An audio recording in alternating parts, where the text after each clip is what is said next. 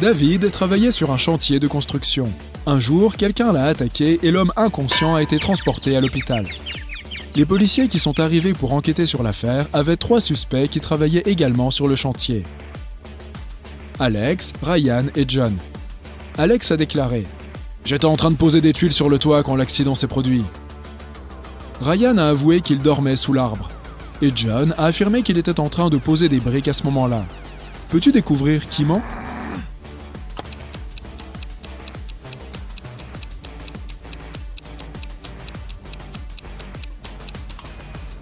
C'est Alex qui a blessé David. Le bâtiment n'a pas encore de toit. Il ne pouvait donc pas y poser des tuiles.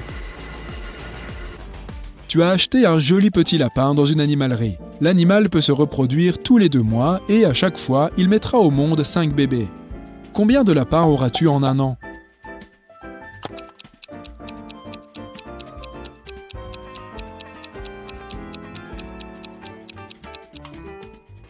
Tu n'auras toujours qu'un seul lapin. Si tu veux avoir des petits lapins, tu dois acheter 2 lapins. Observe attentivement ces personnes. Qui est un habitant des mers ? Fais attention à chaque petit détail.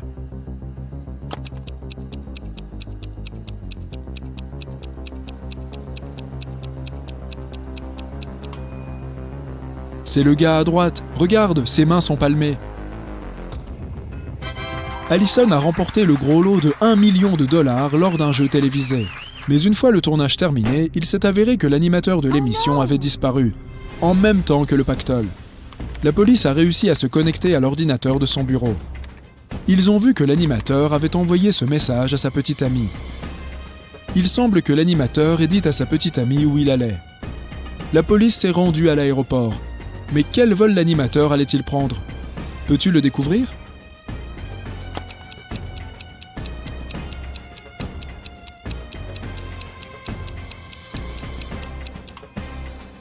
Voyons voir, les 2 premières lettres de Atlas sont AT.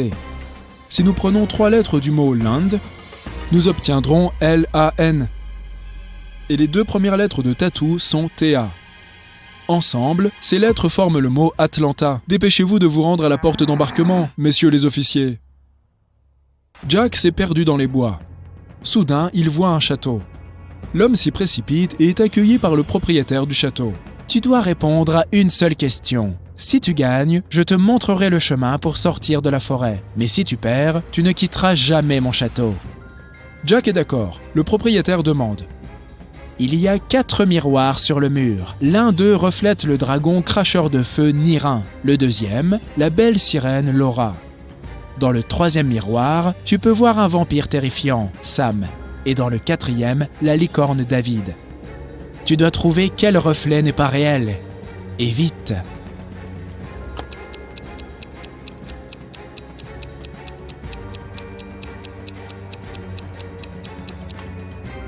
Le reflet du vampire Sam n'est pas réel. Les vampires ne peuvent pas se refléter dans les miroirs.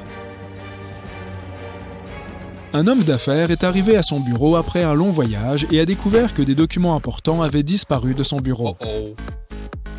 Il a immédiatement appelé la police et un détective est arrivé peu après. Après avoir interrogé tous les travailleurs, il a dressé une liste sur laquelle figuraient 3 suspects. Il s'agit d'Emma, la comptable, de Sophia, la réceptionniste, et de James, un directeur commercial. Mais chacune de ces personnes a affirmé qu'elle n'était même pas entrée dans le bureau de l'homme d'affaires. Pourtant, il n'a pas fallu longtemps au détective pour comprendre qui mentait. Peux-tu faire la même chose ?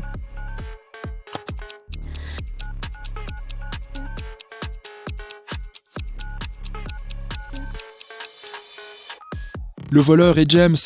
Les 2 femmes portent des talons hauts dans le bureau, mais les traces de pas sur le sol sont manifestement laissées par des baskets. Tu me jettes quand tu as besoin de moi et tu me ramasses quand tu n'as pas besoin de moi. Peux-tu comprendre ce que je suis ?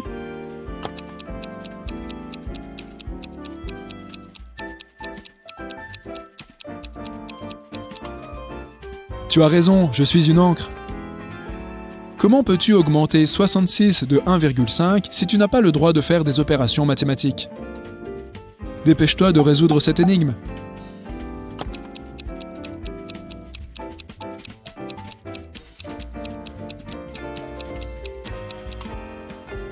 Mets 66 à l'envers. C'était l'anniversaire de mariage de Monsieur et Madame Dupont, et Madame Dupont allait mettre des boucles d'oreilles en diamant que son mari lui avait offertes pour leur mariage. Mais lorsqu'elle a ouvert sa boîte à bijoux, elle a vu que les boucles d'oreilles n'y étaient pas. Elle a appelé ses filles, Dora et Laura. « Je vous ai dit tellement de fois de ne pas toucher à mes affaires! Qui a pris mes bijoux cette fois-ci » Dora s'exclame.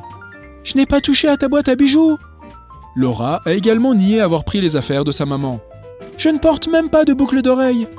Peux-tu découvrir quelle fille ment ?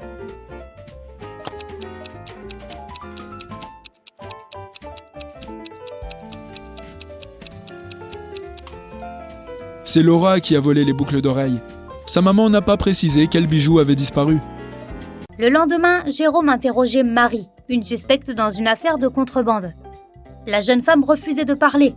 À un moment donné, elle cria « Je vais plonger tout de suite mon téléphone dans cette tasse remplie de café et vous ne découvrirez jamais la vérité !» Mais Jérôme fut parfaitement indifférent à sa menace. Pourquoi ?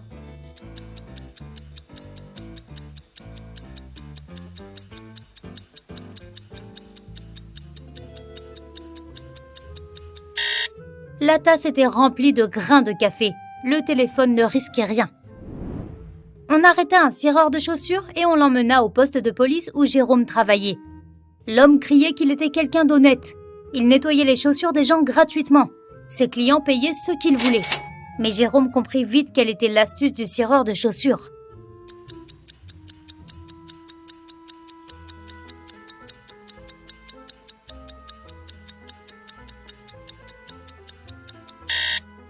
L'homme nettoyait une seule chaussure gratuitement. Comme personne ne désire avoir l'air peu soigné avec une seule chaussure propre, les gens payaient pour que le cireur fasse briller l'autre. Un jour, le patron de Jérôme appela sa femme pour lui dire qu'il rentrerait à la maison à 8h. Il n'avait rien de prévu pour la soirée. L'homme fut chez lui presque à l'heure dite, à 8h05. Mais sa femme était furieuse. Le patron ne comprenait pas. Quand il arriva au travail le lendemain, il demanda à Jérôme de lui expliquer pourquoi sa femme était si fâchée.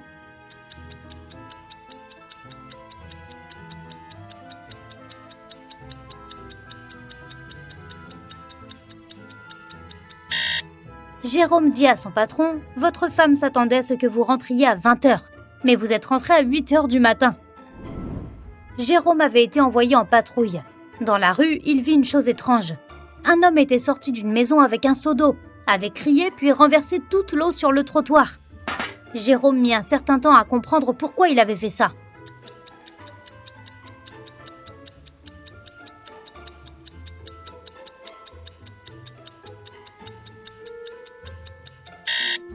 L'homme avait prévu de laver sa voiture et il venait de s'apercevoir qu'on la lui avait volée. Un jour, une banque fut dévalisée. La police soupçonnait qu'un des agents de sécurité de la banque avait aidé les criminels. On demanda à Jérôme d'en interroger 3 d'entre eux. Le premier garde lui dit qu'il avait entendu des cris et s'était précipité sur place. Mais le temps qu'il arrive, les criminels étaient déjà partis. Le deuxième agent de sécurité lui expliqua qu'il était en train de boire un café et qu'il n'avait rien entendu. Et le troisième gardien lui dit qu'il avait couru après les voleurs. Mais il avait dû refaire son lacet. Sans réfléchir, il s'était accroupi près d'une sortie de secours. À ce moment précis, la porte s'était ouverte et l'avait frappé à la tête. Quand il était revenu à lui, les criminels avaient disparu. Jérôme comprit immédiatement quel gardien était coupable. Sauras-tu le deviner ?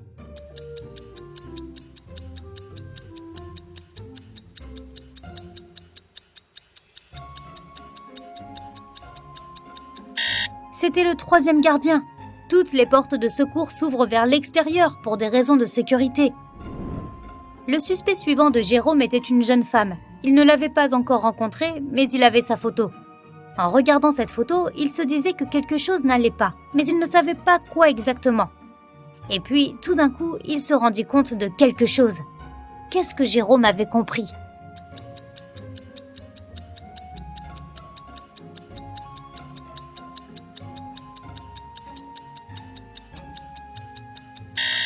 La jeune femme se trouvait à l'intérieur de la maison, mais la porte était bloquée de l'extérieur. Comment était-elle entrée et sortie ? Par la fenêtre du premier étage ? Peu probable. Un criminel notoire s'était échappé d'une tour de 46 mètres de haut. Quelqu'un avait réussi à lui procurer une paire de ciseaux et une corde. Jérôme découvrit que la corde ne faisait que 23 mètres de long et que le criminel l'avait coupée au milieu. Notre futur inspecteur devait maintenant comprendre comment l'homme avait pu s'enfuir de cette façon.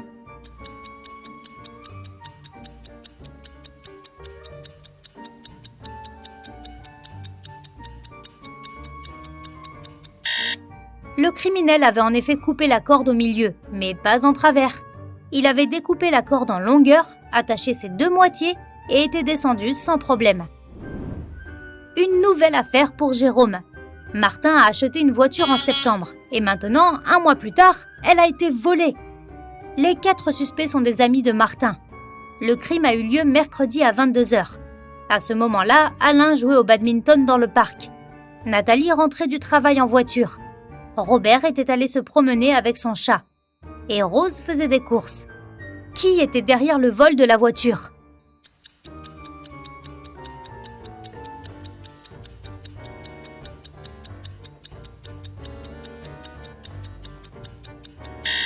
Alain, on était en octobre. À 22h, il faisait trop sombre pour jouer au badminton.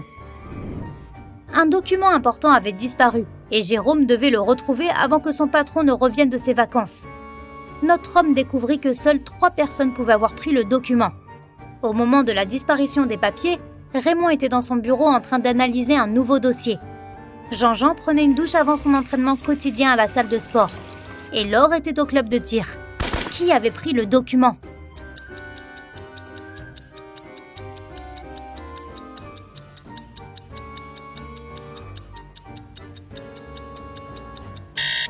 C'était Jean-Jean, qui prend une douche avant une séance d'entraînement. Les autorités aéroportuaires soupçonnaient qu'un trafiquant d'or allait passer par leur aéroport.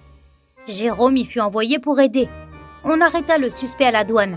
Mais malgré tous leurs efforts, les agents de sécurité ne trouvèrent rien de suspect dans sa valise.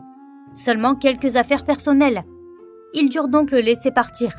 Mais une fois que l'homme, ayant repris sa valise, avait commencé à s'éloigner, Jérôme se rendit compte qu'il trouverait bien de l'or sur lui. Comment l'a-t-il compris ?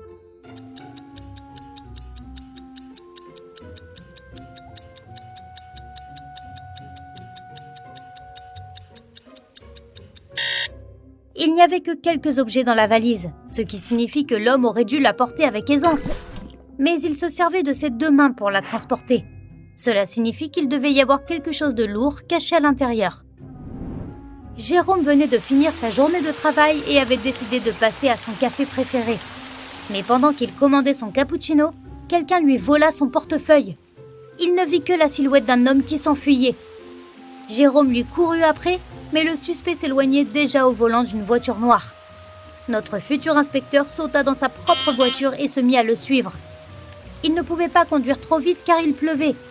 10 minutes plus tard, la voiture noire disparut au coin d'une rue. Quand Jérôme arriva, il vit 3 voitures noires identiques garées devant un immeuble. Il ne mit pas longtemps à comprendre quelle voiture appartenait au voleur. Comment a-t-il pu le découvrir sans avoir vu la plaque d'immatriculation ?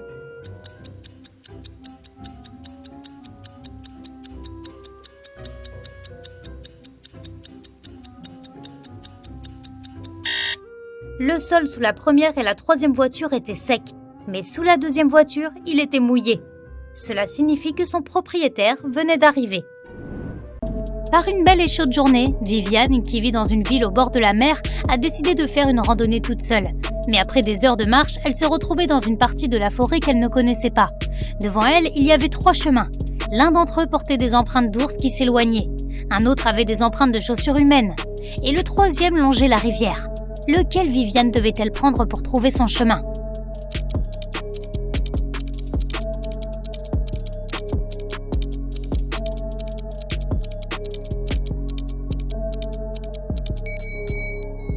Le chemin de la rivière. Comme elle vit dans une ville côtière, l'embouchure du fleuve finit très probablement dans la mer. De cette façon, elle pourra découvrir facilement où elle se trouve. Mélissa partage un wagon de train avec 3 autres personnes. Il fait très chaud et le climatiseur ne fonctionne pas. James commence à se plaindre et ne se calme qu'après avoir ouvert la fenêtre. Mélissa dépose son foulard de soie rouge que sa grand-mère lui a donné à côté d'elle. Judith la complimente.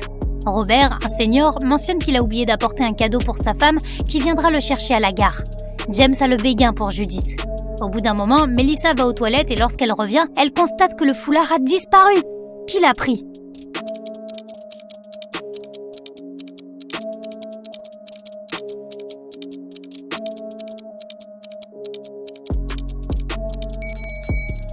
Personne. C'était une journée chaude et James a juste ouvert la fenêtre. Le vent a fait s'envoler le foulard. Des zombies ont piégé Diego dans une pièce. Ils l'encerclent. Il est coincé et ne peut pas s'échapper. Leurs bras s'agitent et s'agrippent à lui. Quand Diego regarde autour de lui, il se rend compte qu'il est dans un petit kiosque à journaux avec des magazines et des livres de poche. Et en regardant plus attentivement autour de lui, il trouve un rouleau de ruban adhésif à proximité. Comment peut-il éviter de se faire dévorer ?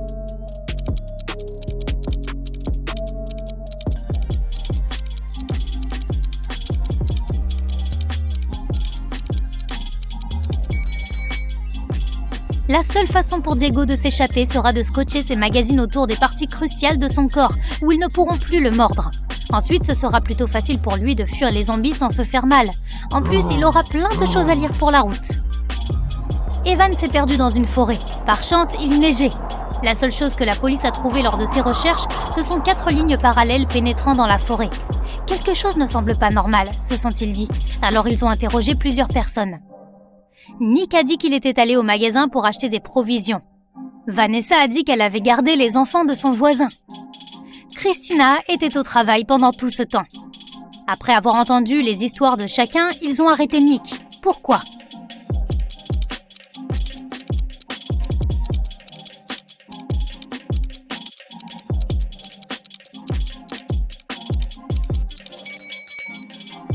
Nick était en fauteuil roulant. Les 4 lignes parallèles ont été laissées par Nick lorsqu'il a roulé dans la forêt, puis en est ressorti. C'est le début d'une nouvelle année scolaire et Dave a commencé un nouveau travail en tant que professeur d'informatique dans un lycée local.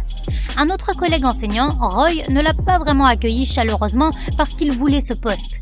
À la fin de la journée, il y a eu un problème de sécurité qui a entraîné la fuite d'un grand nombre d'informations importantes sur l'école. Lorsque la police a interrogé tout le monde, y compris Roy et Dave, ils ont chacun raconté leur histoire.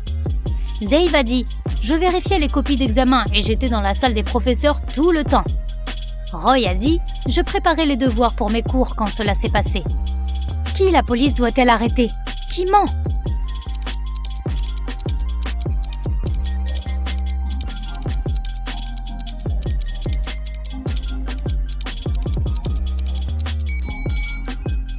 Dave, il n'y a pas d'examen le premier jour de classe. Garrett s'interroge. Il est au commissariat de police et regarde des suspects alignés. Il y en a un qui a volé le sac de Beth alors qu'elle pique-niquait dans le parc. Il les observe. Beth décrit le coupable comme quelqu'un de grand, sans cheveux et portant une veste noire. Tous les hommes alignés correspondent à la description. Garrett regarde chacun d'eux et ils ont tous un trait distinct qui les distingue les uns des autres. Le suspect numéro 1 a une barbe. Le numéro 2 porte un short. Le numéro 3 porte des lunettes. Garrett sait immédiatement qui arrêter. Qui ?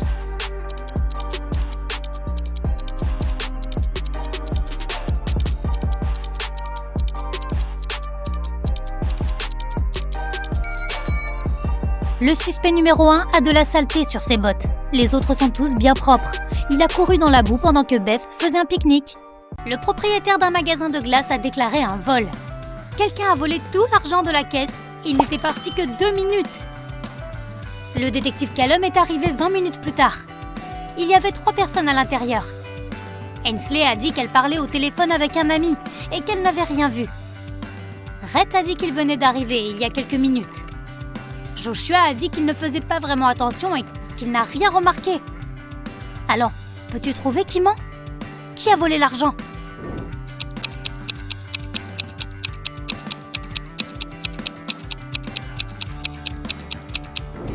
Rhett a dit qu'il venait d'arriver, alors que sa glace a déjà fondu. Menteur. Phoenix voulait offrir à son père le meilleur cadeau d'anniversaire possible, mais elle ne savait pas ce qu'il voulait. Elle a donc décidé de s'introduire dans son ordinateur portable pour voir ce qu'il avait enregistré dans son panier d'achat en ligne. Le problème, c'est que l'ordinateur portable nécessite un mot de passe, et Phoenix ne le connaît pas. Heureusement, il y avait une note à côté. 16 06 68 88 XXXX. Elle a envoyé une photo de celle-ci à son ami, le détective Callum. Il a résolu le code tout de suite. Et toi ?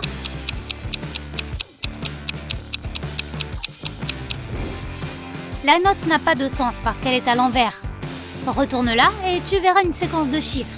88, 89, 90, 91.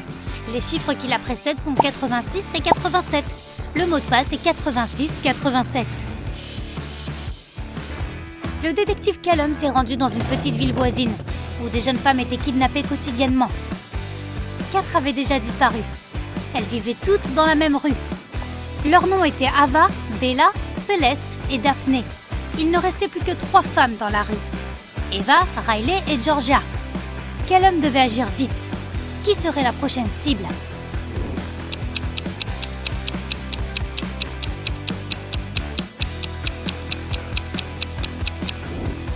Les femmes sont enlevées par ordre alphabétique. A, B, C, D. La prochaine cible sera Eva. Le manoir de Monsieur Coleman a été cambriolé pendant qu'il était en vacances. Il a immédiatement appelé le détective Callum. Tous ceux qui étaient allés à la maison ont été interrogés. Sydney, sa sœur, a dit qu'elle était allée à la maison quelques fois pour chercher ses papiers sur le bureau de Monsieur Coleman. Samantha, la jardinière, a dit qu'elle venait chaque semaine pour arroser les plantes. Asher, le nettoyeur, a dit qu'il venait tous les vendredis pour nettoyer la maison. Callum a trouvé leurs 3 empreintes digitales sur le bureau de Monsieur Coleman. Il savait maintenant exactement qui était le voleur. Qui ?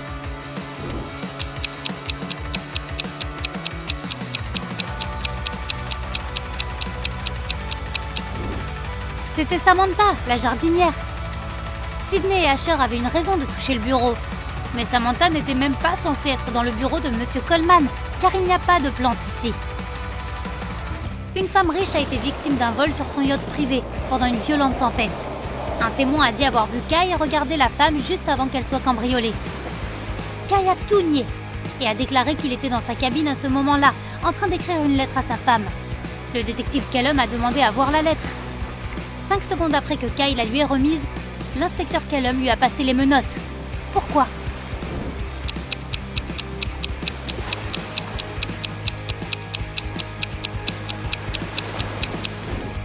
Kai a dit qu'il a écrit la lettre pendant la tempête. C'est impossible que son écriture soit aussi soignée alors que le yacht entier se balançait dans tous les sens. Logan, un jeune homme d'affaires, a été empoisonné dans sa maison.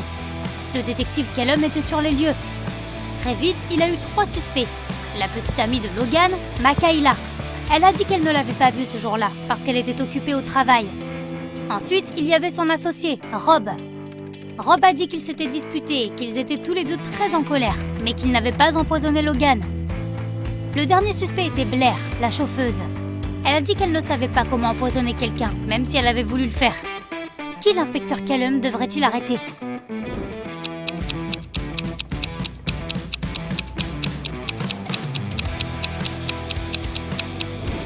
Regarde, il y a du rouge à lèvres frais sur la chemise de Logan.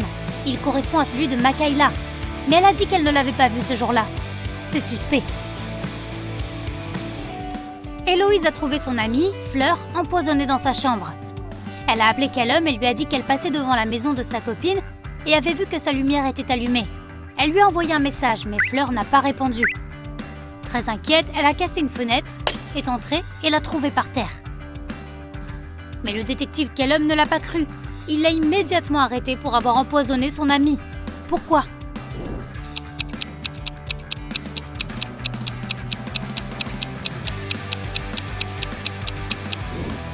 Héloïse a dit qu'elle avait cassé la fenêtre pour entrer. Si c'était vrai, le bris de verre devrait être à l'intérieur de la pièce, mais ce n'est pas le cas.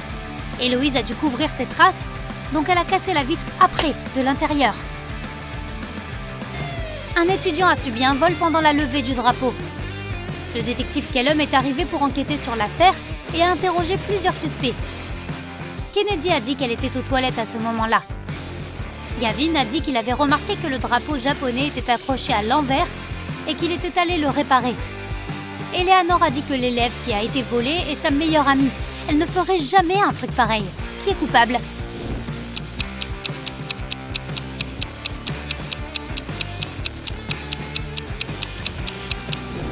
C'est Gavin. Il a dit que le drapeau japonais était suspendu à l'envers. Mais ce drapeau est le même dans les deux sens. Il ment.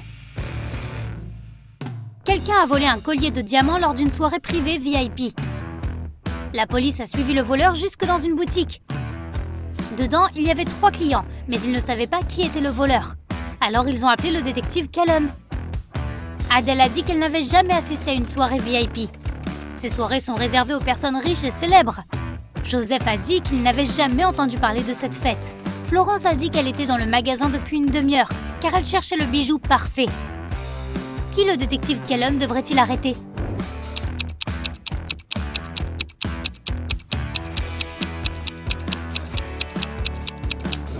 Adèle, elle porte un bracelet et des boucles d'oreilles en or. On dirait qu'elle était à un événement très chic. Peut-être une fête VIP ? Marie est prof au collège. C'est le début d'une nouvelle année scolaire et 3 nouveaux élèves ont rejoint la classe. Lorsque Marie les voit, elle comprend immédiatement que quelque chose cloche chez l'un d'entre eux. De qui s'agit-il ?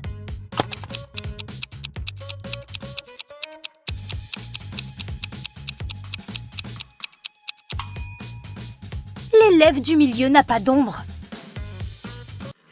Lionel travaille comme agent de sécurité sur un petit bateau de croisière. Un jour, pendant une violente tempête, il trouve Monsieur Lewis allongé sur le pont. Lorsque l'homme reprend ses esprits, il dit que quelqu'un l'a frappé à la tête et a pris son portefeuille. Lionel a 3 suspects en tête. Il leur rend visite dans leurs cabines respectives. Linda lui dit qu'elle se sentait nauséeuse à cause du mal de mer. Elle n'arrivait même pas à se lever de son lit. Denise dit qu'elle regardait un film sur son smartphone. Et Philippe déclare qu'il écrivait une lettre à sa femme. Lionel comprend immédiatement qui a frappé Monsieur Lewis. L'as-tu compris aussi ?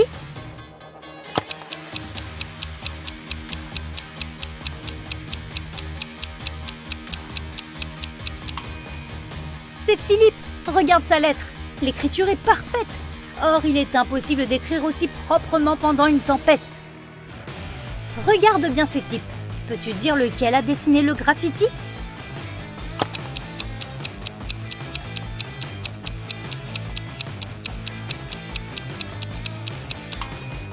C'est celui de gauche. Il a de la peinture sur son sweat à capuche. Alain roule sur une petite route de campagne quand il voit que quelqu'un a percuté un arbre avec sa voiture. Un moment plus tard, il aperçoit un homme qui court vers lui. « Aidez-moi, s'il vous plaît !» Je roulais tranquillement quand un camion m'a soudainement coupé la route. J'ai perdu le contrôle de ma voiture et je me suis écrasé contre cet arbre. Alain emmène l'homme au poste de police de la ville la plus proche. Il trouve le conducteur du camion étonnamment vite. Il est juste devant le poste de police. Mais l'homme nie avoir coupé la route de la petite voiture. Il prétend qu'il allait à la police pour signaler l'accident. Soudain, Alain comprend qu'il ment. L'as-tu compris aussi ?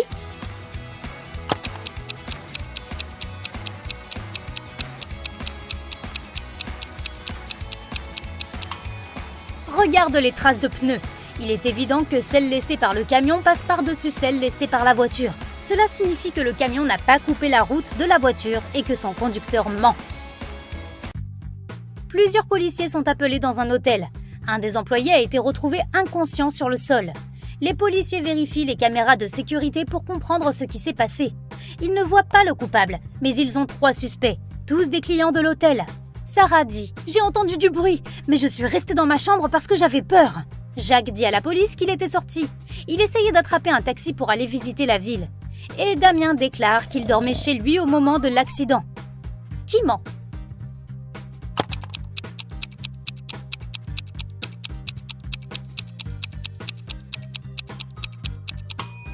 Damien est un client de l'hôtel, alors comment pouvait-il être chez lui en train de dormir ? Benoît possède un grand magasin qui vend des articles de marque coûteux. Récemment, plusieurs vols y ont été commis. L'homme demande à son ami, Gabriel, qui est inspecteur de police, d'enquêter. Gabriel passe 2 heures dans le magasin.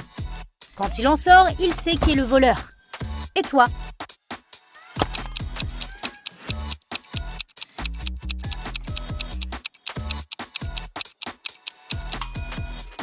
Le voleur est l'inspecteur lui-même. Il a facilement volé une paire de lunettes de soleil coûteuses pour prouver que la sécurité du magasin laissait à désirer. C'est la raison de tant de vols. L'une de ces jeunes femmes a un chien. Peux-tu dire laquelle ?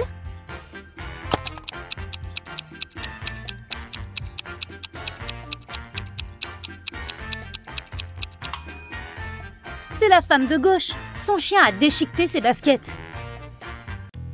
Quand Amélie entre dans son bureau, elle remarque que sa collègue Emma est bouleversée. Ce n'est que le début de la journée de travail, mais quelqu'un a déjà volé son sac à main. Seules les personnes qui travaillent dans l'entreprise peuvent entrer dans le bureau. Amélie commence à mener sa propre enquête. Julie, qui travaille dans le service informatique, dit qu'elle était en train de réparer un ordinateur. Johanna, la secrétaire, déclare qu'elle était au téléphone avec des clients. Jean, le responsable des ventes, dit « J'ai participé à une réunion qui a duré 3 heures. Je suis épuisée. » Amélie comprend tout de suite qui a volé le sac à main. Et toi ?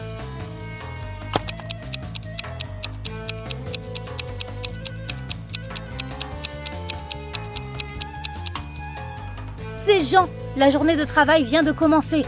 Comment peut-il être en réunion depuis si longtemps ? 2 villes sont proches l'une de l'autre. Les habitants de la première disent toujours la vérité, tandis que les habitants de la deuxième mentent en permanence. Les habitants des 2 villes se rendent souvent visite. Quelle question dois-tu poser à un passant pour savoir dans quelle ville tu te trouves ?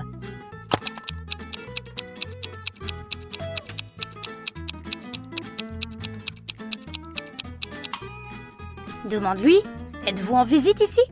S'il répond « Oui », tu es dans la ville des menteurs. S'il répond « Non », tu es dans la ville où vivent les gens honnêtes.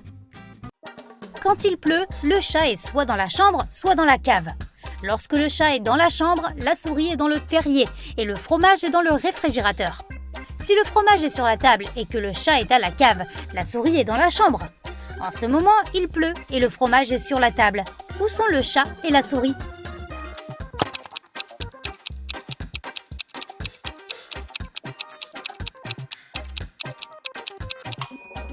Le chat peut être à 2 endroits, soit dans la chambre, soit dans la cave. Mais en ce moment, le chat ne peut pas être dans la chambre, puisque le fromage n'est pas dans le réfrigérateur, mais sur la table. Cela signifie que le chat est à la cave. Et comme le fromage est sur la table, et que le chat est à la cave, la souris doit être dans la chambre. Doris est en route pour le travail. Alors qu'elle passe dans une ruelle sombre, elle entend un grand cri. La femme s'approche pour voir ce qui se passe. Quelqu'un crie « À l'aide! Aidez-moi !» Mais dès que Doris voit la ruelle, elle appelle immédiatement la police et s'enfuit. Pourquoi ?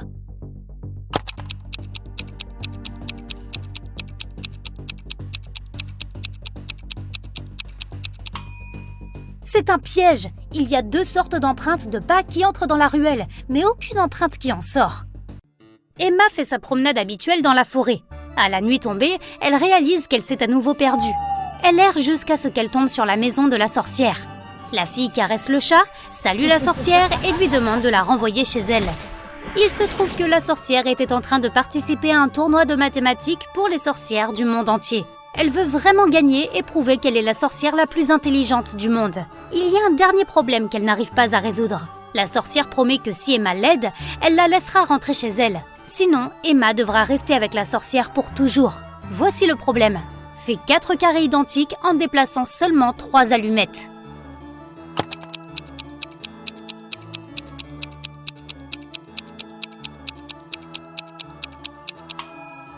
Il suffit de déplacer ces 3 allumettes. Cela fonctionne et Estelle peut rentrer chez elle. Thor demande à ses amis de deviner le mot de passe à 3 chiffres de son ordinateur portable. Chacun d'entre eux émet une supposition. Les nombres qu'ils ont choisis sont 357, 902, 907, 954. Même si personne n'a deviné juste, chaque ami a deviné un chiffre correctement et exactement à sa place. Peux-tu trouver le code de Thor ?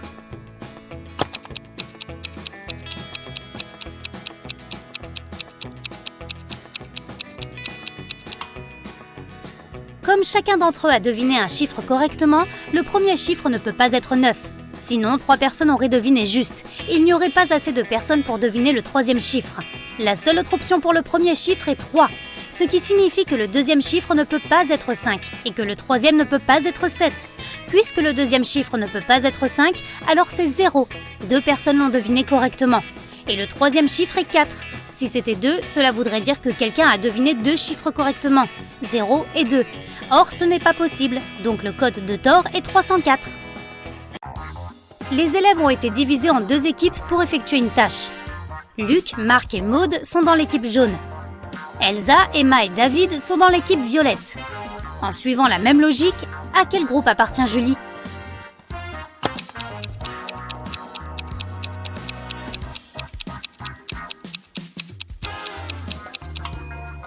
Dans l'équipe jaune, il n'y a que des élèves dont le prénom ne comporte qu'une syllabe. Dans l'équipe violette, le nom des élèves est composé de 2 syllabes. Le prénom Julie a 2 syllabes, donc elle appartient à l'équipe violette. Anthony s'est retrouvé piégé dans le grenier d'une vieille maison. Il n'y a que 3 façons de sortir, et toutes sont dangereuses. Derrière la première porte, le toit et le sol sont faits de loupe, et le soleil brûlera tous ceux qui entreront. Derrière la deuxième porte, il y a une pièce remplie de gaz toxiques. Et la troisième porte cache un lion affamé. Comment Anthony peut-il s'échapper ?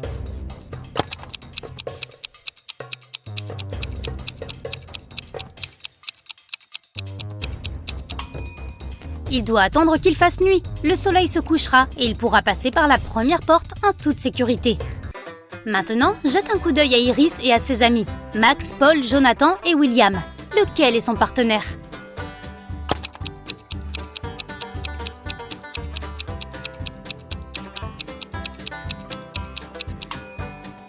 Ce doit être Jonathan. Ils ont des tatouages assortis. Par une nuit pluvieuse, Daniel passe en voiture devant un arrêt de bus. 3 personnes s'y trouvent. Une dame âgée qui ne se sent pas très bien, un médecin qui a sauvé de nombreuses vies, et Selena, une fille qui intéresse Daniel depuis des années. Malheureusement, il n'y a de la place que pour un seul passager dans la voiture. Que doit faire Daniel ?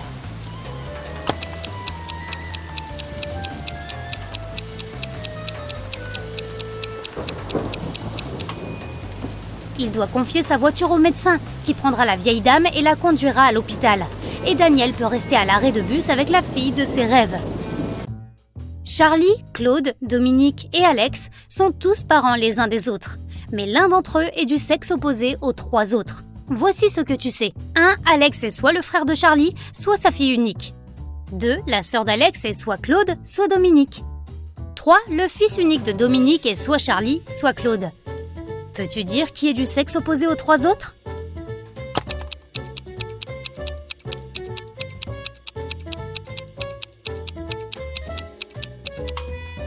Si Alex est la fille unique de Charlie, alors Alex ne peut pas avoir de sœur. Cela signifie qu'Alex est le frère de Charlie. Si la sœur d'Alex est Claude, alors Claude est une fille. Et selon la phrase numéro 3, Charlie est le fils unique de Dominique. Mais Alex est le frère de Charlie. Nous avons donc une contradiction ici. Cela signifie que la sœur d'Alex est Dominique. Donc Dominique est une fille. Charlie, Alex et Claude sont frères et sœurs. Et Claude est le fils de Dominique. Kevin regarde la télé quand un détective arrive avec un mandat de perquisition. Le détective dit que la banque de la ville a été cambriolée et que Kevin est le principal suspect. L'homme répond qu'il n'a même pas quitté la maison ce jour-là. Il n'y est donc pour rien. La police ne retrouve pas l'argent mais arrête quand même l'homme. Pourquoi ?